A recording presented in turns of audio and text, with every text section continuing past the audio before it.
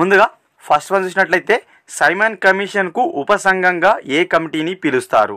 Option 1 Sadler commission, option 2 Hartog committee, option 3 Sargent commission, option 4 కేబ్ committee. So Simon కమిషన్కు ఉపసంఘంగా మనకు Hartog కమిటీని పిలవడం జరుగుతుంది. కారణం ఏంటంటే సైమన్ కమిషన్ సభ్యులలో ఒకడైన సర్ ఫిలిప్ హార్టాగ్ అధ్యక్షతన ఈ హార్టాగ్ కమిటీని ఏర్పడుతుంది.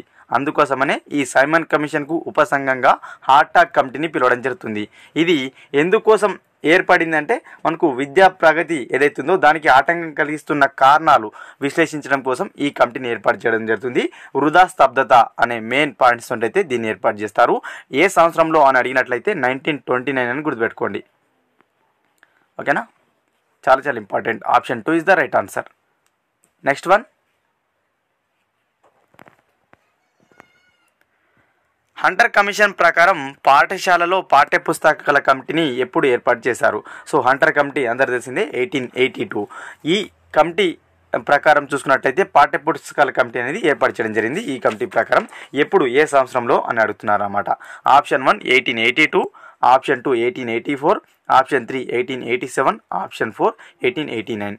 హంటర్ కమిషన్ ప్రకారం చూసుకున్నట్లయితే పాఠశాలలో పాఠ్యపుస్తకాల కమిటీని 1887లో ఏర్పాటు చేయడం జరిగింది. ఓకేనా, హంటర్ కమిషన్ వచ్చేసి 1882లో ఏర్పడింది కదా, దాని ఫలితాలు, సో దాని సూచనల ఆధారంగా ఈ పాఠ్యపుస్తకాల కమిటీ అనేది ఏర్పడుతుంది అనమాట.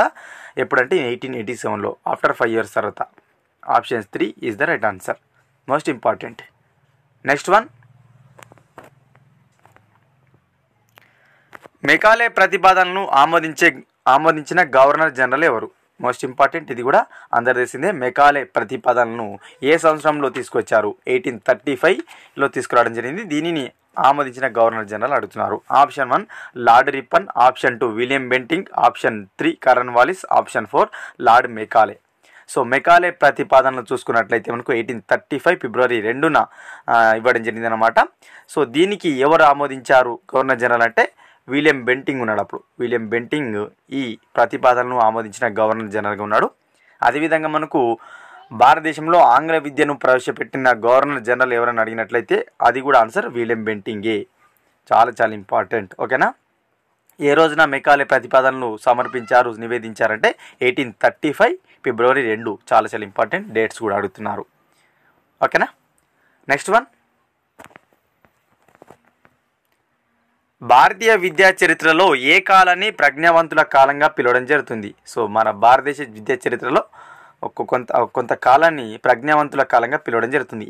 ఏ కాలం అని అడుగుతున్నారు. Option 1 1811 to 1833, option 2 1813 to 1840, option 3 1813 to 1834, option 4 1835 to 1854. So భారతీయ విద్యా చరిత్రలో ప్రజ్ఞావంతుల కాలంగా 1813 నుంచి 34 వరకు పిలవడం జరుగుతుంది. 1813 నుంచి 34 వరకు ఏం కాలం పిలుస్తారు? ఏం కాలంగా? ప్రజ్ఞావంతుల కాలంగా పిలుస్తారు. Option 3 is the right answer, most important. Next one, 1882 నాటికి మన దేశంలో ఉన్న ప్రాథమిక పాఠశాలల సంఖ్య ఎంత? సో 1882 ఉంది కదా, సో ఈ కాలం నాటికి, ఈ సంవత్సరం నాటికి భారతదేశంలో ఎన్ని ప్రాథమిక పాఠశాలలు ఉన్నాయని అడుగుతున్నారు. మోస్ట్ ఇంపార్టెంట్ ఇది కూడా. Option 1 81,986, option 2 82,916, option 3 83,456, option 4 84,500. So 1882 year నాటికి భారతదేశంలో టోటల్గా 82,916 ప్రాథమిక పాఠశాలలు ఉన్నట్టు ఎవరు చెప్పారంటే పిఎల్ రావత్ చెప్పడం జరిగింది. చాలా చాలా ఇంపార్టెంట్. పిఎల్ రావత్ అనే వ్యక్తి మనకు ఇన్ని పాఠశాలలు ఉన్నాయి, 82,916 పాఠశాలలు ఉన్నాయని చెప్పడం జరిగింది. ఏ సంవత్సరం నాటికి అంటే 1882 నాటికి.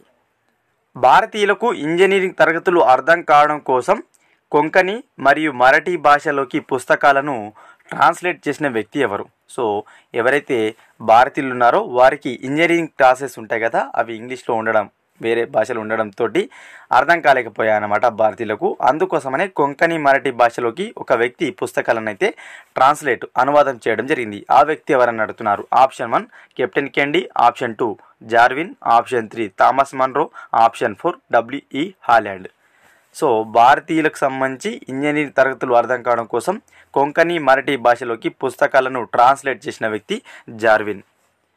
ఓకేనా, జార్విన్ అనే పర్సన్ ఈ పుస్తకాలను ఏవైతే ఇంజనీరింగ్ తరగతుల పుస్తకాలు ఉన్నాయో వాటిని కొంకణి మరాఠీ భాషలోకి అనువాదం చేయడం జరిగింది. Option 2 right answer.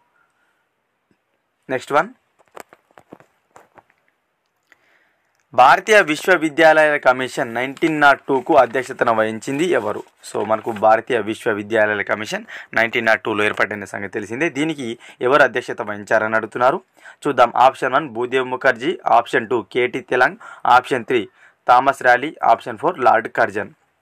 సో మనకు 1902 భారతీయ విశ్వవిద్యాలయాల కమిషన్కు అధ్యక్షత వహించింది థామస్ ర్యాలీ అనే వ్యక్తి ఈ విశ్వవిద్యాలయ కమిషన్కు అధ్యక్షత వహించడం జరిగింది. ఓకేనా, మొత్తంగా 3 సభ్యులతోటి ఈ కమిషన్ అయితే ఏర్పాటైంది 1902లో. దీన్ని 1904లో మనకు చట్టంగా అయితే మార్చడం జరిగింది. ఓకేనా, ఇంపార్టెంట్. నెక్స్ట్ వన్, తొలి భారతీయ విద్యా కమిషన్. సో చాలా ఇంపార్టెంట్, చాలా ప్రీవియస్ ఎగ్జామ్స్లో అడిగారు. తొలి భారతీయ విద్యా కమిషన్ ఇది.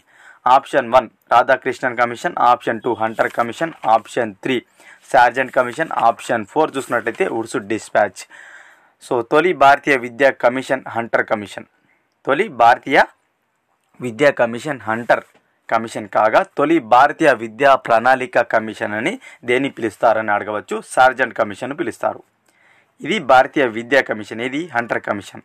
సార్జెంట్ కమిషన్ ఏంటంటే భారతీయ విద్యా ప్రణాళిక కమిషన్. అది విద్యా ప్రణాళిక కమిషన్ వేరు, విద్యా కమిషన్ వేరు, కన్ఫ్యూజ్ అవ్వద్దు. ఓకేనా, భారతీయ విద్యా కమిషన్, తొలి భారతీయ విద్యా కమిషన్ హంటర్ కమిషన్ కాగా తొలి భారతీయ విద్యా ప్రణాళిక కమిషన్ సార్జెంట్ కమిషన్. సో దీని యొక్క ఆన్సర్ వచ్చేసి ఆప్షన్ 2. ఓకేనా, నెక్స్ట్ వన్,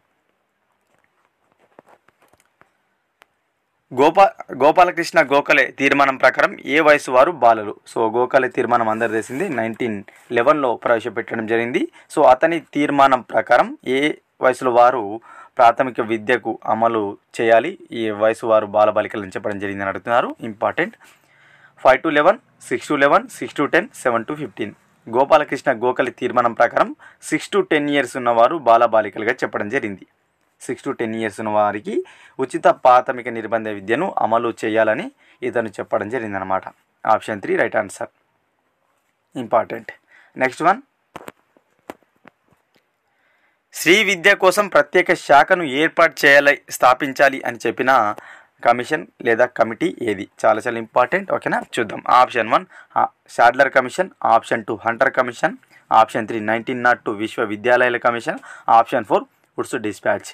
శ్రీ విద్య కోసం ప్రత్యేక శాఖను, కన్ఫ్యూజ్ అవ్వద్దు, శ్రీ విద్య కోసం ప్రత్యేక శాఖను ఏర్పాటు చేయాలి, స్థాపించాలి అని చెప్పింది షాడ్లర్ కమిషన్. 1917లో ఏర్పాటు అవడం జరిగింది. దీన్నే కలకత్తా విశ్వవిద్యాలయాల కమిషన్ అంటాం. ఈ కమిషనే సూచించింది శ్రీ విద్య కోసం ప్రత్యేక శాఖను స్థాపించాలని. ఓకేనా, ఆప్షన్ 1 రైట్ ఆన్సర్. ఇవి ఫ్రెండ్స్ ఈ వీడియోలో భాగంగా ఇంపార్టెంట్ బిట్స్.